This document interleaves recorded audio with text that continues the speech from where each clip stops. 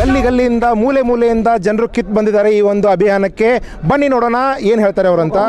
अंबानी अदानीच्या मताला भी तीच किंमत आहे, झोपडीत राहणाऱ्या माझ्या मताला पण तीच किंमत आहे. 30 सेकंड के अंदर 1 लाख की गड्डी गिन सकते हैं, तो हम लोग 30 सेकंड में 1 लाख वोट भी गिन सकते हैं. त्यामुळं विषमतेमुळे माझी हार झाली असेल हे ठीक आहे, मात्र हे जे इलेक्शन झालं हे इलेक्शन बॅलेट पेपरवरती झालेलं आहे, हे मला समाधान आहे. अशा प्रकारचं वक्तव्य 1952 बाबासाहेबांनी केलेलं आहे. ವೀಕ್ಷಕರೇ ನಮಸ್ಕಾರ. ಅತಿ ವಯಸ್ಸಾದವರು ಮಾಜಿ ಶಾಸಕ ಸುಭಾಷ್ ಜೋಶಿ, ನ್ಯಾಯವಾದಿ ಅವಿನಾಶ್ ಕಟ್ಟಿ, ಆರ್ ಬಿ ಥರ್ಕಾರ್, ಎನ್ ಡಿ ಜತ್ರಾಟ್ಕರ್ ಇಷ್ಟೊಂದು ಚಳಿಯಲ್ಲಿ ಯಾಕೆ ರಸ್ತೆಗಿಳಿದಿದ್ದಾರೆ? ಅದಕ್ಕೆ ಕಾರಣ ಎಲೆಕ್ಟ್ರಾನಿಕ್ ವೋಟಿಂಗ್ ಮಷಿನ್. ಹೌದು ವೀಕ್ಷಕರೇ, ಭಾರತದ ಸಂವಿಧಾನವು ಪ್ರತಿಯೊಬ್ಬ ನಾಗರಿಕರಿಗೆ ಮತದಾನದ ಹಕ್ಕನ್ನು ಕೊಟ್ಟಿದ್ದು, ಈ ಅಧಿಕಾರ ಪ್ರಜಾಪ್ರಭುತ್ವವನ್ನು ಜೀವಂತವಿಡಲು ಬಳಕೆ ಮಾಡಲಾಗುತ್ತದೆ. ಮತದಾನವು ಪಾರದರ್ಶಕ ರೀತಿಯಲ್ಲಿ ಜರುಗುವುದು ಅತ್ಯಂತ ಅವಶ್ಯಕವಾಗಿದೆ.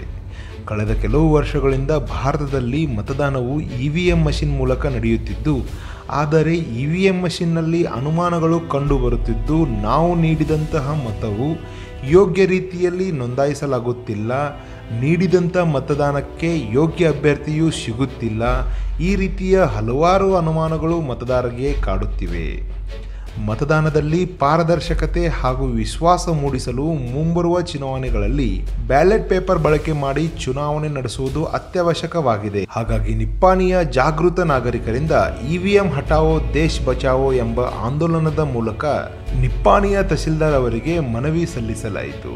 ಈ ಆಂದೋಲನವು ಸಂಗೊಳ್ಳಿ ರಾಯಣ್ಣ ವೃತ್ತದಿಂದ ನಿಪ್ಪಾಣಿ ಪ್ರವಾಸಿ ಮಂದಿರವರೆಗೆ ಸಾಗಿತು.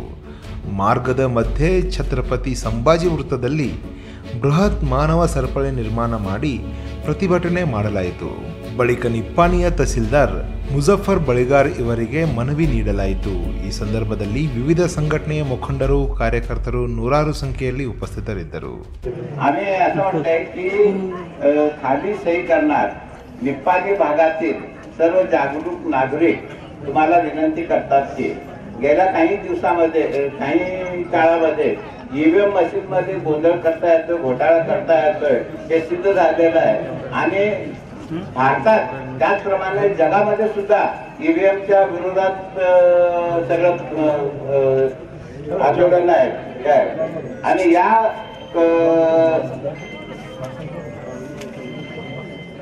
संदर्भात आम्हाला असं सांगायचं आहे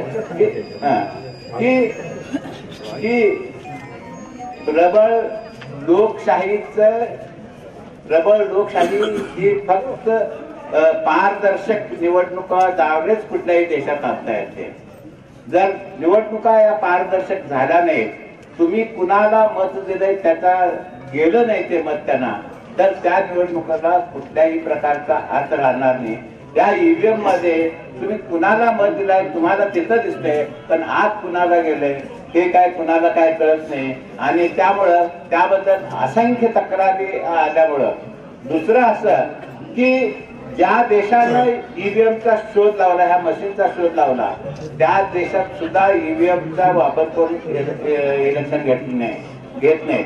त्याचप्रमाणे अगदी प्रगत देश इंग्लंड, फ्रान्स, इटली, अमेरिका अशा देशामध्ये सुद्धा EVMचा वापर करून इलेक्शन घेत नाही.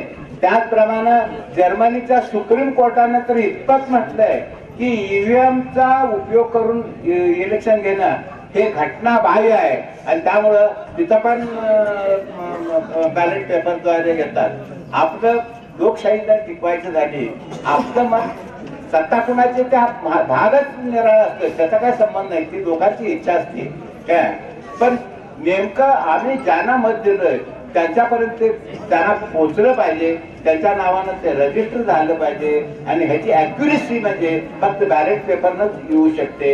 आणि त्यामुळं बॅलेट पेपरनंच यापुढे सर्व इलेक्शन घेऊन या देशातली लोकशाही ती जिवंत ठेवता येईल, त्याचप्रमाणे घटना अबाधित ठेवता येईल आणि देशामध्ये एक म्हणजे प्रबळ लोकशाहीची स्थापना होईल. अशा पद्धतीचा मजकूर असलेलं हे आहे रिप्रेझेंटेशन आहे आणि election commissioner chief election commissioner of इंडियाला दिले आणि तहसीलदार साहेबांच्या मार्फत ते करतात. सर थोडं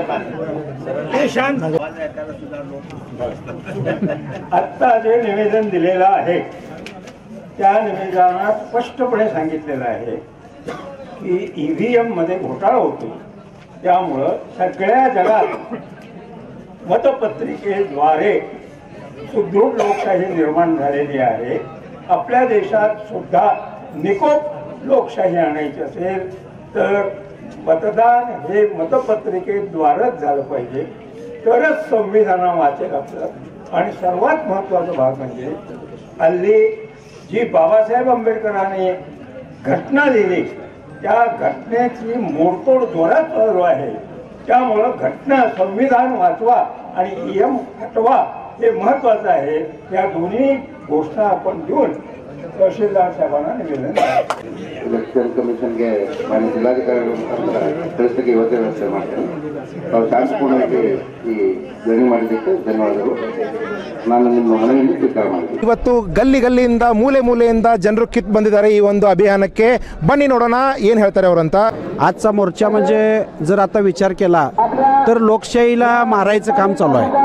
कारण पूर्वी जे काय राजेशाही होती तशा पद्धतीची आता हुकुमशाही आलेली आहे आणि ही जर हुकुमशाही मोडायची असेल तर मी आमच्या रयत संघटनेच्या वतीनं असं करतो की आजचा मोर्चा हा कुठल्या पक्षाचा नव्हता, कुठल्या जातीचा नव्हता, कुठल्या धर्माचा नव्हता. ह्यो पक्ष फक्त लोकशाही जर जीवन ठेवायची असेल तर हे ईव्हीएम मशीन बंद केलं पाहिजे आणि ईव्हीएम मशीन जोपर्यंत बंद होत नाही तोपर्यंत लोकशाही जागी राहणार नाही. आणि लोकांनी सुद्धा जागा व्हायला पाहिजे की हा मोर्चा कुठं तर बाबा रयत संघटनेचा आहे, दलित संघटनेचा आहे किंवा कुठल्या तरी एका संघटनेचा, हे म्हणणं चुकीचं आहे.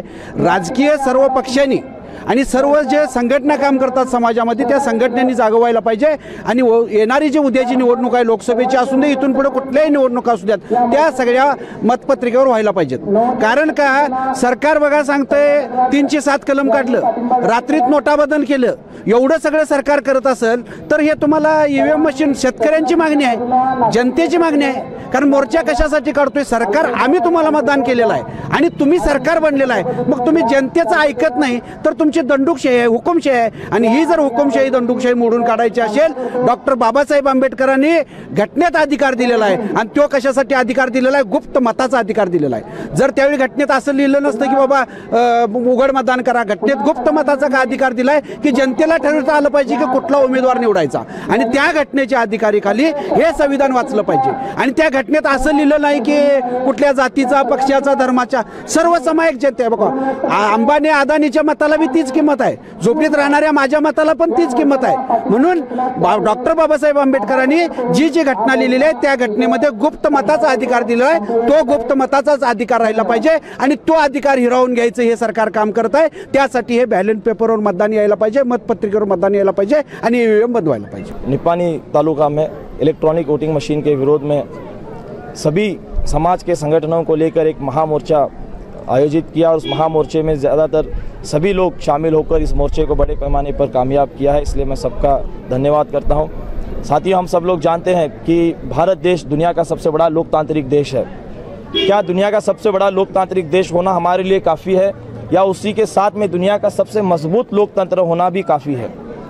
हमें बताया जाता है कि भारत देश दुनिया का सबसे बड़ा लोकतंत्र है, ये बात तो सच है, मगर क्या ये दुनिया का सबसे मजबूत लोकतंत्र है? तो हमें पता चलता है कि भारत देश में जो लोकतंत्र है वो मजबूत लोकतंत्र नहीं है. क्योंकि हम लोगों ने देखा है कि जो लोगों का मैंडेट होता है, जिसको लोग जिता कर देते हैं, वो प्रत्याशी अपने फ़ायदे के लिए दल बदलते हैं और दूसरे पार्टियों में जाते हैं. तो इससे ये साबित होता है कि हमारा जो लोकतंत्र है वो सबसे मजबूत लोकतंत्र नहीं रहा.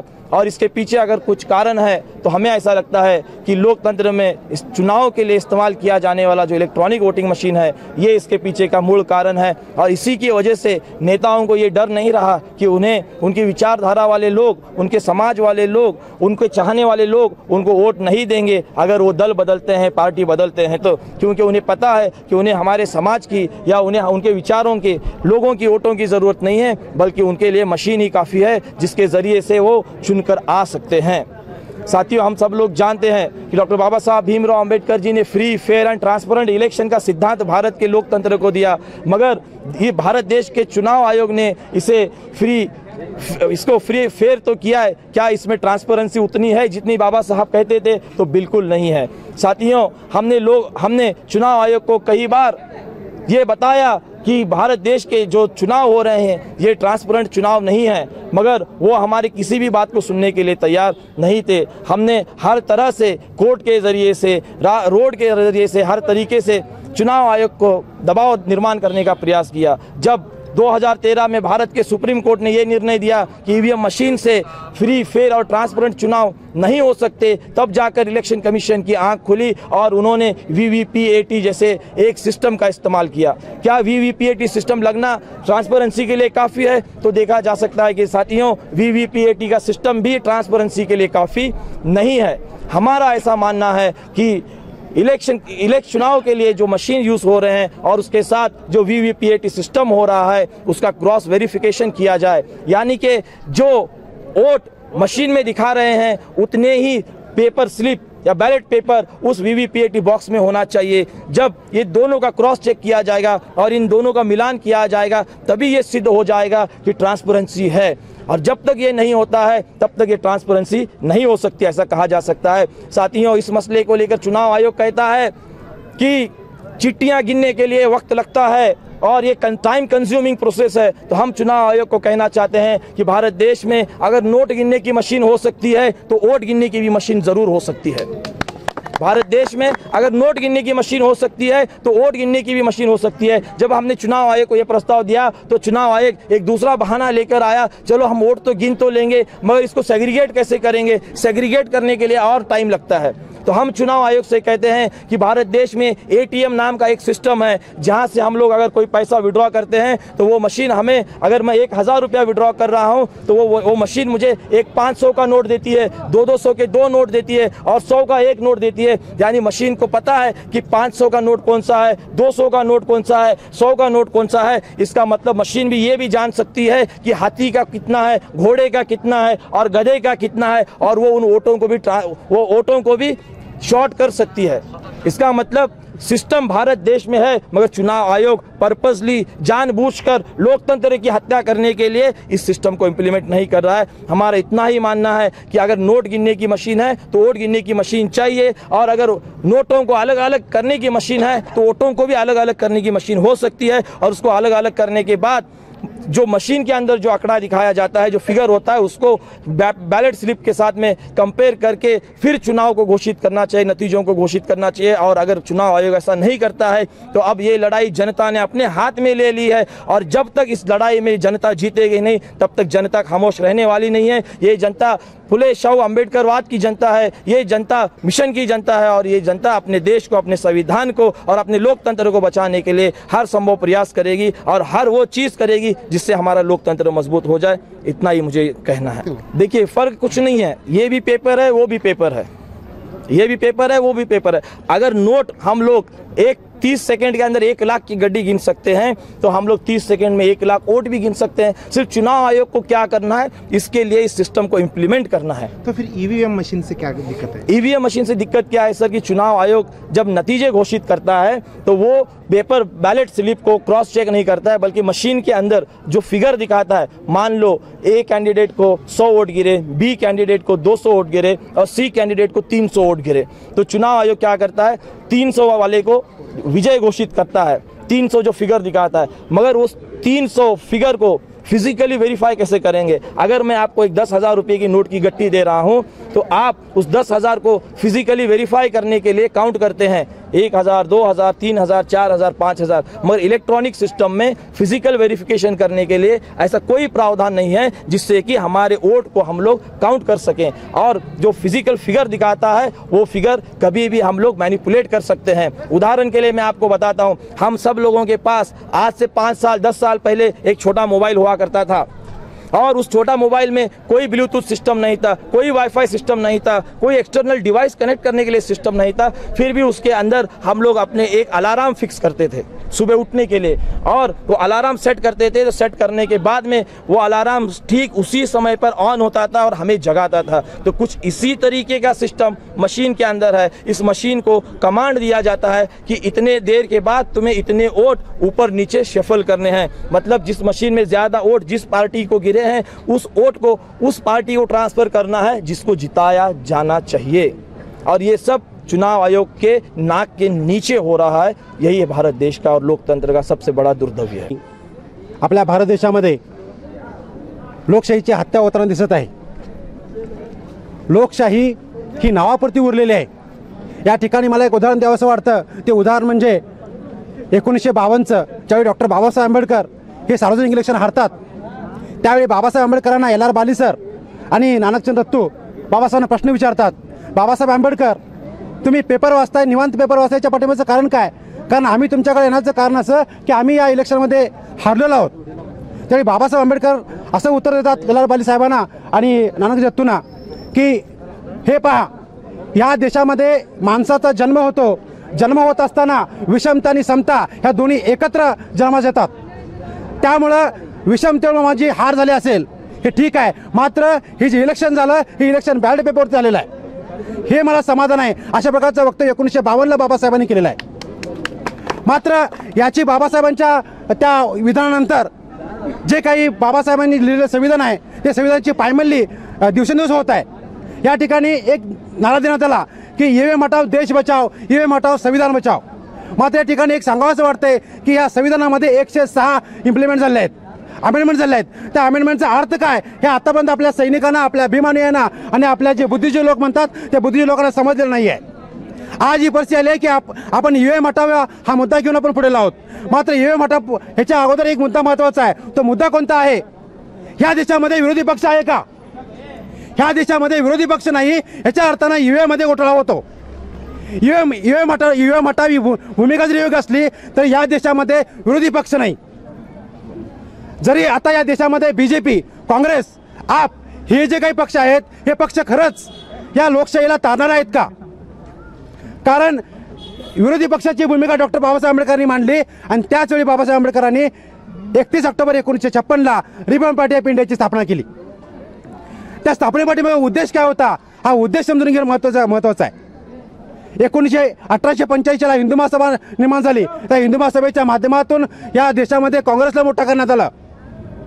मात्र बाबासाहेब आंबेडकरांनी ह्याला कुठेतरी मारक ठरण्यासाठी डॉक्टर बाबासाहेब आंबेडकरांनी रिपब्लिकन पार्टी ऑफ इंडियाची स्थापना केली आणि त्यासाठी बाबासाहेब आंबेडकरांनी या देशामध्ये संविधान लागू करून हा देश समृद्ध व्हावा, सुदृढ व्हावा यासाठी त्यांनी आपल्याला मतदान दिलं। एक vote, one value and one right ह्या प्रकारची भूमिका बाबासाहेबांनी मांडली। पण हे राईट्स आपले आहेत कुठं? हे राईट्स आहेत EVMच्या मशीनमध्ये बंदिस्त आहेत। हे राईट्स आहेत एखाद्या नेत्याच्या खिशामध्ये आहेत। मग अशा प्रकारची लोकशाही नांद असेल तर या देशामध्ये लोकशाही नाही तर हुकुमशाही होत आहे। हुकुमशाहीला खतपणे घातलं जात आहे। आपल्याला जर आपण आज इथं एक दिवस फक्त येऊन मोर्चा केला म्हणजे काम संपणार नाही आहे। या ठिकाणी माझ्या बांधवांना विनंती आहे, माझ्या भारतीय संपूर्ण भारतीयांना विनंती आहे की तुम्हाला विरोधी पक्षाची भूमिका बजावली पाहिजे। जोपर्यंत तुम्ही विरोधी पक्षाची भूमिका बजावत नाही तोपर्यंत लोकतांत्रिक किंवा लोकशाही जिवंत होऊ शकत नाही, सदृढ होऊ शकत नाही। ನಿಮ್ಮ ಆವಾಜದೊಳಗಿರುವಂಥ ಕೋಪವನ್ನು ನಾವು ನೋಡಿದ್ವಿ, ಗಮನಿಸಿದ್ವಿ। ನಿಮಗೆ ಯಾರ ಮೇಲಾದರೂ ಸಿಟ್ಟು ಐತೇನ್ರಿ? ಅಂದರೆ ಯಾವ್ದಾರ ವ್ಯಕ್ತಿಗಳ ಮೇಲೆ?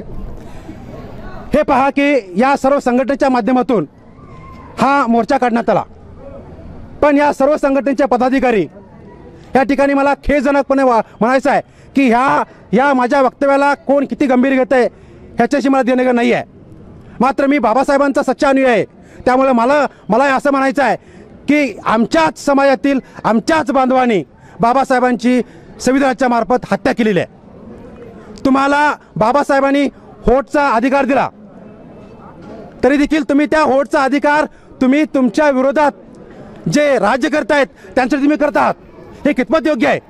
त्यामुळे माझ्या सर्व संघटनेच्या पदाधिकाऱ्यांना विनंती आहे की तुम्ही आज इथं येऊन मोठे भाषणं दिला, मोठ्या घोषणा दिला, मग त्याचा उपयोग तुमच्या जीवनामध्ये होतो का? ती जे एक मोर्चा काढलेला आहे, या मोर्चामध्ये खरोखर जर बघायला गेलं तर तळागाळातलाच माणूस इथं आज या मोर्चामध्ये होता. कोणत्याही एका म्हणजे विशिष्ट जातीचे लोक यामध्ये दिसलेले आहेत आपल्याला आज. आणि सर्वात महत्त्वाचं म्हणजे जर एखाद्या ह्याच्यावरती जर अन्याय होत असेल, समजा आता आमच्या देशामध्ये शेतकऱ्यावरती अन्याय झाला तर शेतकरी रस्त्यावर येतोय आणि एखाद्या दवाखान्यात काय अन्याय झाला की पूर्ण डॉक्टर एका ठिकाणी येतात. पण मला आज खरोखरच खंत वाटली, या संविधान धोक्यात असताना सुद्धा आपल्या इथल्या ज्या वकील संघटना आहेत त्या कशा काय शांत बसू शकतात. ह्या गोष्टीचं खरोखर आम्हाला ह्या गोष्टीवरती जरासं मीडिया असून किंवा पूर्ण या वकील संघटनेने ह्याचा गांभीर्यानं विचार केला पाहिजे होता. कारण त्यांनी आज ह्या मोर्चामध्ये त्यांचासुद्धा भव्य असा एक पाठिंबा यायला पाहिजे होता. आणि या अनुषंगानं आम्हाला खरोखरच संविधान वाचवण्यासाठी रस्त्यावर यावं लागतच आहे. जर का भविष्यात अशी वेळ येईल की आज रोजी आम्ही मोर्चा काढत आहोत की EVM हटाव, EVM हटाव. जर का ह्या 2024मध्ये उलटसुलट झालं तर आमची जनता आणि आमचे युवा लोक आणि म्हणजे जे काय खालच्या तळातली लोक आहेत समाजातली, ती लोकच शांत बसतील. आणि खरोखर ज्यावेळी आम्हाला आमच्या संविधानाला जर कुठंतरी घात होत असेल असं वाटत असेल तर आम्ही त्यावेळी आमच्या परीनं आम्ही त्याचा निर्णय घेऊ. आणि त्याचवेळी ती लोक जी आज शांत आहेत, घरात लपून बसलेले, तीच उद्या तुम्हाला EVM हटाव म्हणून असं एक तुम्हाला हे करतील. एवढं पण माझे 2 शब्द. EVM हटवा देश वाचवा अशा प्रकारच्या घोषणातून जो कार्यक्रम आयोजित केला, या कार्यक्रमामध्ये अपेक्षा होती की सर्व थरातील सर्व व्यवसायातील लोकांनी हजर असायला पाहिजे होतं. पण खंत ही आहे की काही संघटनांनीच हा मोर्चा आयोजित केला आणि तो सक्सेस केला. EVM मशीन आल्यापासून 1-2 वर्ष जर सोडली तर नंतरच्या कालखंडामध्ये EVM मशीनचा जो गैरवापर झाला किंवा तशा प्रकारची शंका लोकांच्यामध्ये येऊ लागली आणि त्याचा परिणाम हा वेगळ्या पद्धतीने कसा झाला ते आपण पाहतोच. तेव्हा ही एक प्रवृत्ती आहे की बॅलेट पेपरला विरोध करून EVM मशीनचाच वापर करायचा आणि त्याला इलेक्शन कमिशन देखील साथ देतो की आम्ही ते तपासून बघितलं, त्यामध्ये काही तांत्रिक दोष नाही, बरोबर आहे वगैरे वगैरे. ह्या सगळ्या संस्था शासकीय आहेत, ह्या सगळ्या विकत घेतल्या गेल्या आहेत आणि त्यामुळं जो परिणाम होतो ह्या निगेटिव्ह असा होतो आहे, नकारात्मक होतो आहे. त्यामुळं लोकांना जागर करण्यासाठी हा जो आज आपण लोक चळवळीचा मार्ग स्वीकारला आणि यातून सरकारला जागरूक करण्याचा प्रयत्न केला. किमान या वर्ष 24पासून EVM मशीनचा पूर्णपणे नायनाट करून त्याचा वापर न करता बॅलेट पेपरवरतीच मतदान घेतलं गेलं पाहिजे. अशा प्रकारची निपाणीतच नव्हे संपूर्ण भारतभर आणि सर्व आमदार, खासदार आणि मंत्र्यांनी याच्या विरोधात आवाज उठवला तरच हे शक्य आहे. नाहीतर मग तुम्ही मलिदा खावा आणि आम्ही आई तिथंच आहे अशीच परिस्थिती असणार आहे. त्यामुळं ही प्रवृत्तीला ठिसून काढले पाहिजे. जी प्रवृत्ती याचा गैरवापर करून सत्तेमध्ये येते अशा लोकांनाच यापासून बाजूला केलं पाहिजे, एवढीच माझी विनंती आहे. आणि या मोर्चाबद्दल मी शुभेच्छा देतो. स्वाभिमानी शेतकरी संघटनेच्या वतीनं या ठिकाणी जे संविधान बचाव आणि लोकशाही वाचली पाहिजे यासाठी निपाणीमध्ये जो मोर्चा या ठिकाणी काढला गेला, या मोर्चाला संघटनेच्या वतीनं विशेषतः स्वाभिमानी शेतकरी संघटनेच्या वतीनं आम्ही पाठिंबा देण्याचं काम या ठिकाणी केलं आहे. त्यामुळं येणाऱ्या काळामध्ये भारताची लोकशाही आणि भारताचं संविधान धोक्यात आलेलं आहे. कारण आज एका बाजूला EVM मशीन नाकारायचं, प्रचंड अशा प्रकारचं नाकारायचं आम्ही नियोजन केलेलं आहे, पण दुसऱ्या बाजूला BJP सरकार त्याचाच आग्रह धरलेला आहे.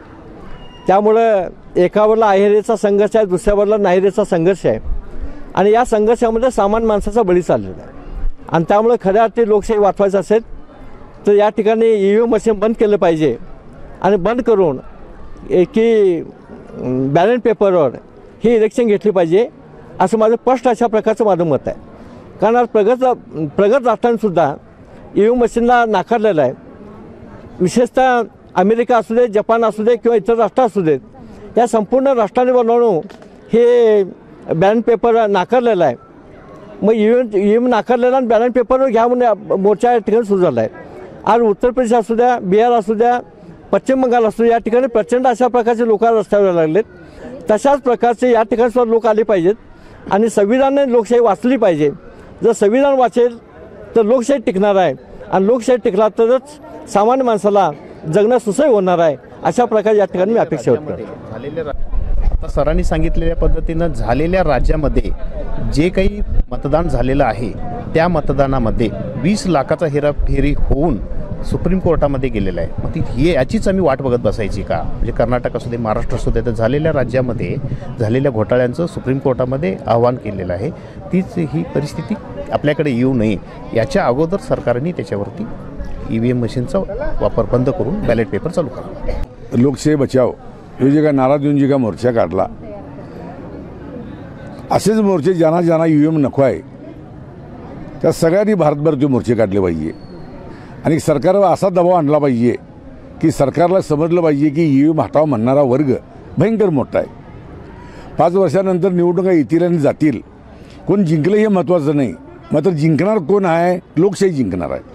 पक्ष जरी कुठला जरी जिंकला तर तो पक्ष नाही, हा भारतातलाच तो पक्ष आहे, मात्र लोकशाही जिंकणार आहे. मात्र आज असं लोकांना वाटायला लागलं की लोकशाही जिंकना EVM जिंकायला लागले, मशीन जिंकायला असं वाटायला लागले. मात्र लोकशाही जिंकली पाहिजे अशा पद्धतीचं लोकांना काही समाधानाचं वातावरण ह्या लोकशाहीच्या खुर्चीवर बसणारे जे अधिकारी आहेत त्यांनी लोकशाहीसाठी यांनी मतदान घेतलं पाहिजे, सत्तेसाठी नाही. तर या ठिकाणी मला इतकं सांगावंसं वाटेल की कायमचं वंचित बहुजन आघाडीनं लोकशाहीमध्ये आणि प्रेमभरला ज्यांनी ज्यांनी काही ठोस लावण्याचा प्रयत्न केला आहे त्यांच्या कायमच्या विरोधात काही वंचित बहुजन आघाडी आहे.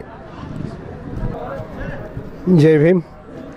मी अशोक लाखे, कर्नाटक राज्याच्या DSA संघटनेमध्ये ज्येष्ठ कार्यकारी राज्य सदस्य आहे. कर्नाटक डोंबारा दलित महासंघाचा संस्थापक अध्यक्ष आहे.